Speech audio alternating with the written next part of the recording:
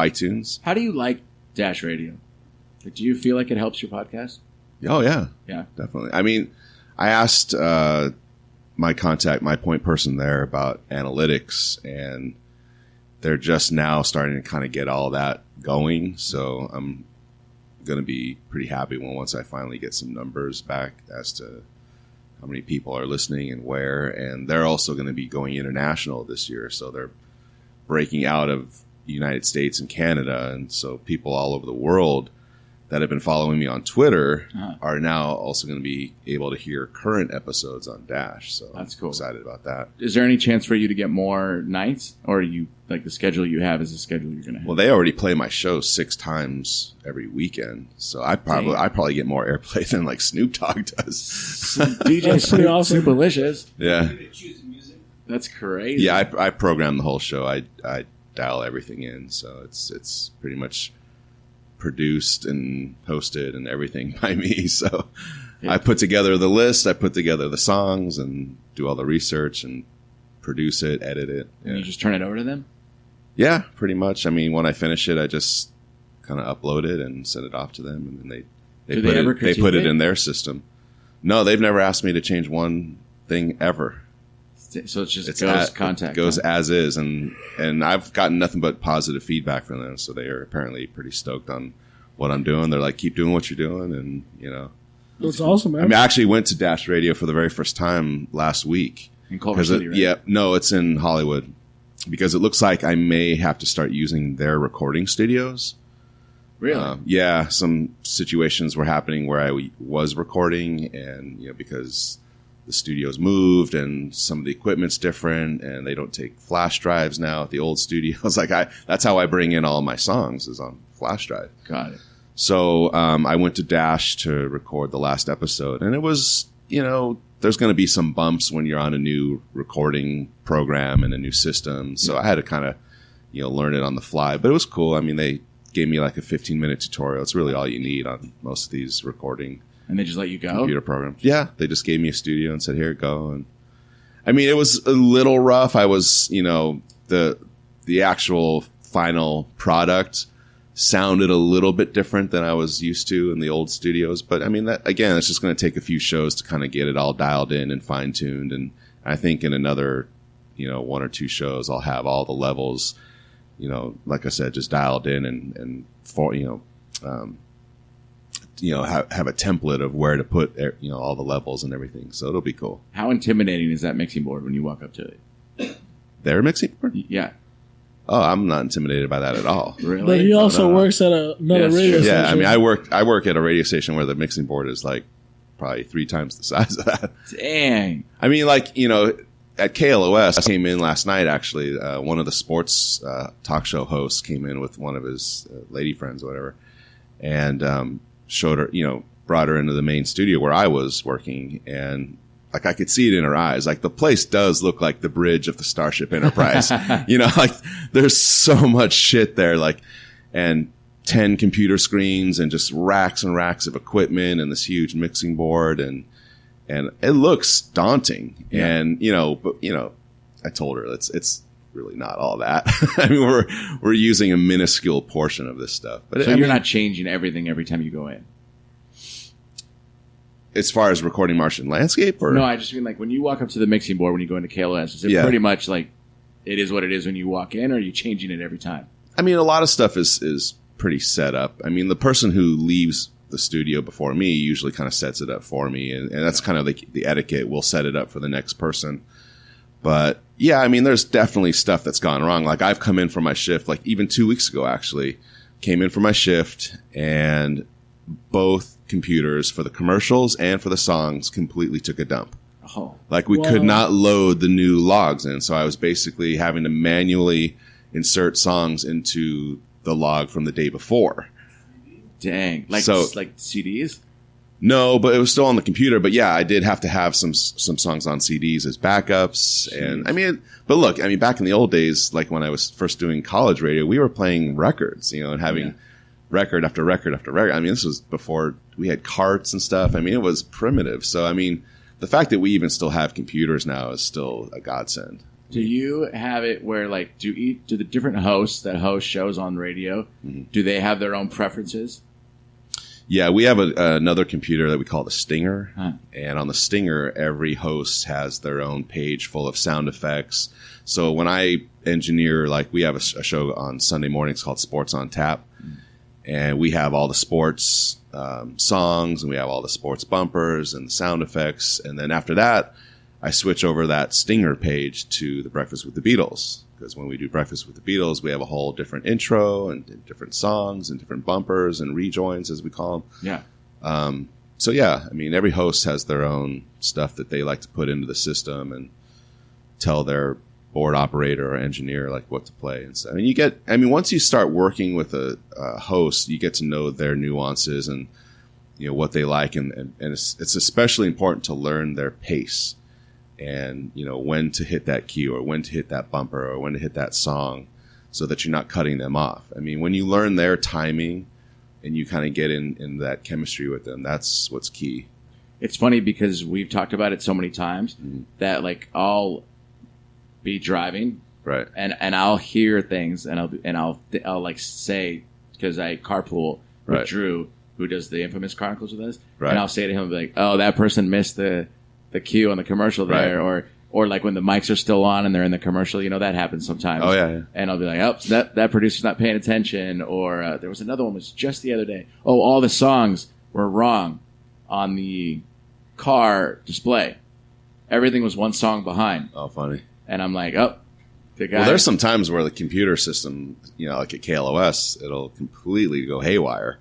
Really? I mean, I can't even tell you how many times, at least a dozen times, where the system will be playing two songs at the same time, or be playing a song over commercials or something.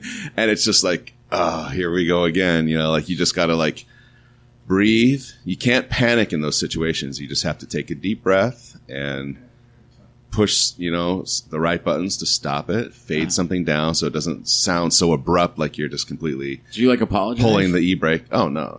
It's like no. Don't ask, don't tell. You don't call it, you don't never want to call attention to it. If the listener notices it, believe me, they'll forget it within 5 seconds. But if you call attention to it, they're going to remember it even longer. Right. That's fair. But yeah, I mean, you just calmly, queue up the next song. Like that. I had a complete meltdown on the computers, like I think a week ago or 2 weeks ago, where there must have been probably close to 30 seconds of dead air. Like 3 things were playing all at once, and the computer was just having a complete meltdown. Dang. And it was like, oh my God. What's the most current year of music that is on the classic rock station that you work for? There's some stuff that they're actually playing from this year, because it falls into that kind of hard rock, classic rock category. So, we're playing some new stuff. I'm not particularly fond of it per se, but like there's a couple of good songs from this new band from Long Beach called Rival Sons. And they were the band that got the opening slot for the whole entire Black Sabbath world tour. So I got to actually see them open for Black Sabbath a few times. They're okay. They're not my particular cup of tea, but they're a good hard rock band, and they're homegrown from Long Beach, California. Who did we hear at Kaboo that would have been on like a KLOS? That band, that British band. The guy came out and he was all like glittery and shit. I thought that was Rooney. No, it wasn't Rooney. It was. I don't know who they were, but they were the something. It wasn't the Used. It was like the something. They're British. Yeah, they're British band. Was it the Stripes? Maybe. Or because it wasn't the Strokes. No, there's a newer band from probably about 5 years ago called the Stripes, and they're amazing. They're Possibly. really great. And they're like super 80s. Yeah, like everything about them was... No. Stripes are more like a throwback to like the Jam. No, this would have been like late 70s, like punk rock. This is like a throwback to the hair metal band, like a glam rock band. Like going to see like, you know what? I have the Kaboo thing right here. Let me tell you who And they're British? Yeah. What day do we see them on? Saturday, right? Yeah, because you were there. Okay, we saw, it was the Struts.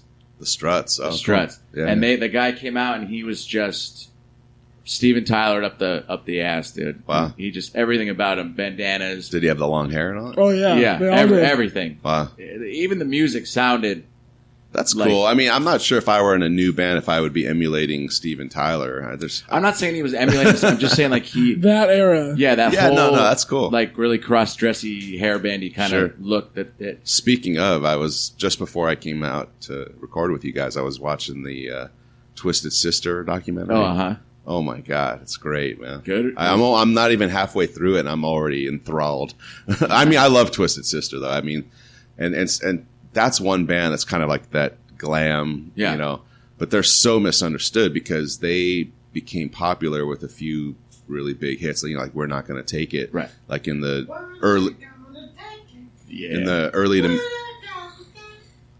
that one, in the early to mid '80s, and a lot of people don't realize that they had started in the early '70s. They had a whole career, you know, clubbing around the New York's suburban area before they really hit it big. So they were like already huge in suburban New York by the time, you know, the late '70s were rolling around. They were headlining 2,000 and 3,000 seat venues in New York, but nobody really knew about them outside of New York. Who's that band that sings the song "Woman"? And they sound like a kind of a Led Zeppelin type band. The woman. Oh, Wolfmother? Yeah, Wolfmother. Yeah, they're definitely a throwback. Did you play them on Killer? Early '70s. We have. You know who actually plays them is Jonesy, Steve Jones, on his Jonesy's jukebox. Yeah. But yeah, they're definitely derivative of early '70s heavy psych rock. Not like a rip-off kind of way. They do it in a very. I think they pay decent homage to that era. I mean, it's definitely, you can tell that it's nothing super original. It's good. I like them. I think, but I would definitely prefer to just listen to some original stuff. You have to be playing some Jack White on there too, right? Well, you know, it's funny. KLOS just started playing the White Stripes. KLOS is kind of like picking up where like K-Rock left off about 15 years ago. So but you'll do like the Foo Fighters and the Chili Peppers. Oh, we played a lot of the Foo Fighters, a lot of the Chili Peppers. I know, for my taste, a little bit too much, probably. But any Foo Fighters is too much Foo Fighters. I just, you know, it's funny, man. Like Bob Coburn, you know, God rest his soul. He always used to say that the Foo Fighters were, you know, the last great rock band. That basically after the Foo Fighters are done, you should basically shut the door on rock and roll. That it's done. You don't think the White Stripes are a good band? Well, they're not around anymore. Yeah, but I love the White Stripes. But Jack White has still stuff in your. I remember I actually had front row seats at the Greek Theater to see the White Stripes. White Stripes. Oh. It was the funniest story because they upgraded me for that show because I was there by myself and I had my knee. I had a thing around my knee at that time, and I went to the box office and said, "Hey, is there any chance I can get a like a handicap seat or something?" And I didn't expect them to upgrade me that much because there's handicap seats at the Greek Theater like after the first section. Yeah. But I don't know, the gal at the box office just completely stoked me out. She's like, "Here you go." Did you flash those baby blues? She had, I guess. Had to been. But she handed me a front row seat. I guess there was one open seat at the Greek Theater for the White Stripes. And I don't know, the stars must have been aligned that night because that front row seat was literally beeline just right in front of Meg White. So I had, not to sound like...